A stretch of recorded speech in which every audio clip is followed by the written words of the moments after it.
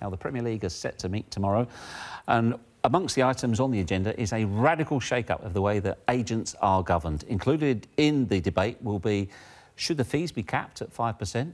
Should an agent act for both the club and the player? And also, agents, should they sit an exam as well? And perhaps the biggest bone of contention is, should the player pay the agent his fee and not the club?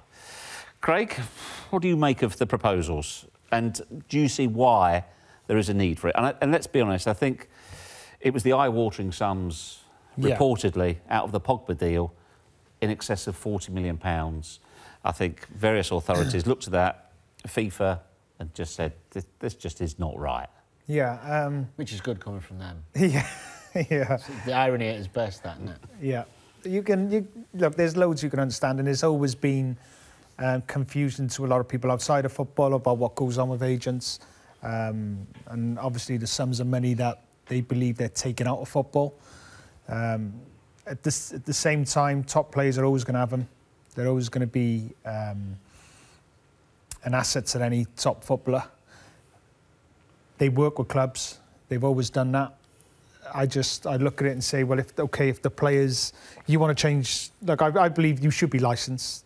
You should be, there has to be some sort of, because at the present moment, we went through a stage where you had to go through exams, all that type of stuff to be agents. Yep. Then it just went, that disappeared, and anyone could become an agent. And like, I deal with young footballers, and we have to stop actually agents turning up with like 13 to like 11, 12-year-old kids who are going in and offering them football boots, and so we have to ban so much. And it's a world that even young players who, you know, we're releasing boys at 14, they've got agents. You've got to go and speak to them. And you're just, where is this world going? But go back to what they're trying to do with, OK, let the players do it.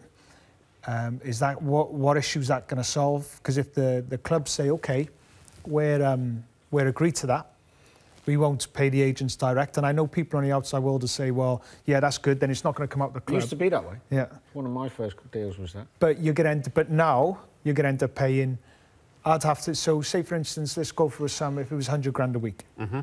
But I'm not paying my agent's fees. I want you to pay my agent's fees. So you have to pay me so much more, you have to put that on top of my wages so I can pay the agent fee. 120, 110, 105. So, yes. And the club will do it. Of course they will. Because they want the player. So, yes. Yeah, but then due to tax and everything, so if the clubs agree this, really, the only people who are going to lose is the football clubs. Players won't lose. Players won't lose, I'll tell you that now. And another gain, one of the biggest gains of all, will be the inland revenue. We sat there, it's brilliant. This is great because we're getting more tax, more money's coming to us. So, which is not a problem, but football clubs is going to cost them even more money. So if you're a football fan at your football club saying, well, this is good, your football club's going to be losing even more money. But if it's, I mean, also as I understand it, it will have to be through a British or English bank account, and it is transparent at the end of the season to stop third-party payment as well. What's transparent? The amount paid to the agent in every from deal. the club. Yeah. Yeah, but then and then what the player and what the agent earns from the player as well. Yeah, but the agent can earn money from the player, not just for doing the deal. Well, so how'd you cap that? Well, I'm paying the agent because he sorts out all my holidays, mortgages, he sorts out my kids' schools, he sorts out, and I give him that much for that. Yeah. Might not even do it. You can't, look, there's no way in the world that you will stop the agents or the players earning the same, if not more than they do now. They'll just find a different way of doing it. And that's the way it's always gone. Because every time the TV money goes up, the players' wages and the agents' fees go up. What about the stopping of? Now, this isn't something that FIFA are opposed to, but I know that the league here is looking to end, is the duality, where an agent represents a player and the club and is paid by both in the same deal. Do you think that's wrong and should be changed? Is it wrong? So say you sign for Murphy United, yeah. Look, you don't have to Yeah, explain it to me. I've got a perfectly good idea about what happened. But my There's certain clubs out there see. you can't sign for unless you go with their agent. Yeah, it's what it is. It's what it always has been. Does that mean that's going to change? They'll find other ways around it. Clubs will find other ways around it. Yeah, but do you think it's right that an agent represents both the club and a player in the same deal? Well, if you're a football club and you want to do the deal, but say you're not in the know of what's going on and who's interested elsewhere, you can't find out from another chairman if they're interested in him, who are you going to go to? I can't go to the player direct because that's illegal. So I have to approach his agent and then speak to his agent and say, well, who's interested in him? What are they offering? Because we want him. And then that's how. And then he goes, well, okay. Yeah, I'm giving you this advice now but you're acting for this player. You're acting for the player. Yeah, but also you can be working for them as well. How can you be? Because why would I give him the information? Then I would say, well, why would I want to share any information to you? Because Bellas is right, because what he's saying is if you're giving information to the club, to help their deal, to help negotiate the right deal for the player, you're helping the club. But you're also helping the player. Well, that's your client. Well, no, not every agent that gets a club and a player together is necessarily the player's agent. I know, we're talking about specifically when it's the player's agent. You can't act for the player and the club. That can't be right. Well, a good agent will actually be acting for the club anyway. If it's a good club and he wants his player, he's going to be. If Bellas is my agent and you're Man United, and I think this is the right move for him, I'm kind of acting for the club by pushing him towards you anyway, aren't I? So what it is to me, and to go away from the detail, what it is for me is just another wording and another phrase, if you like, that explains a contract that pays money to middlemen and to players, in effect.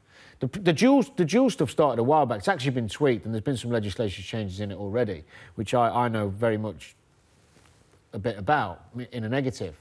But I think principally you're right. How can you be batting for both parties? But then in that respect, the advice you get when you first go into football, don't get an agent. Get the PFA to do your deal. Well, they're doing that, exactly that, aren't they? They're trying to keep the clubs happy and trying to keep the players happy. As well. They've got to do the benefit of the football club as well. They're doing the same thing. They can't see a club go under.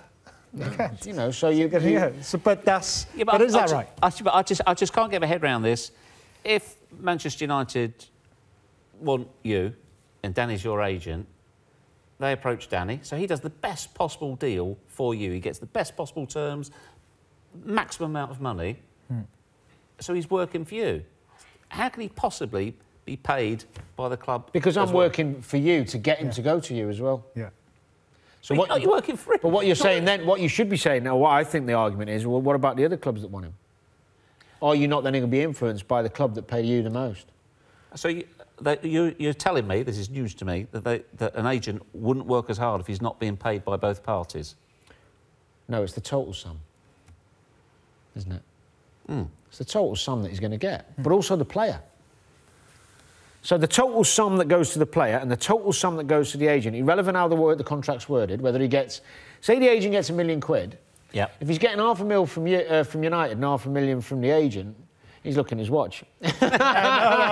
He wants a watch deal as well. Oh, it must be boring. Anyway, £500,000 from the club and £500,000 from the player, you know, or £1 million from the club and nothing from the player, or £1 million from the player and nothing from the club. It doesn't matter. Same amount of money. Yeah, in a different form. Yeah. Do you actually think is that your agent texting you? It is. It's your agent texting you. Come on, what's he said? No, I can't. He just said, "Don't forget to sign your contract." Do you genuinely think though that there is a problem and is an area that needs cleaning up, or in fact, I don't. Does it work just fine? And as you said, understandably, perhaps to many people outside the game, including me, you can't quite see how it works.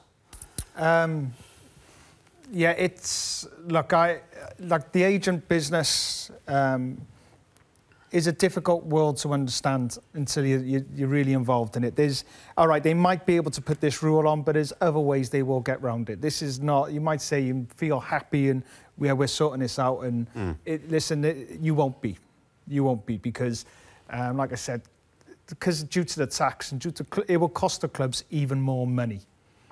The agents will still get paid, the players will still get paid the high amount. Sorry, the agent then will get his money.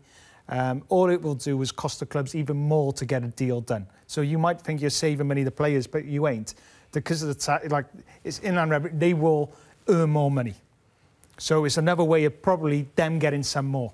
We want more of this. And I know it's difficult to talk about, but the words with agents, and they're essential, they're part of this game, they will always be part of this game. Even they're brokering deals now for owners, for foreign investments coming in. They're heavily involved in those situations.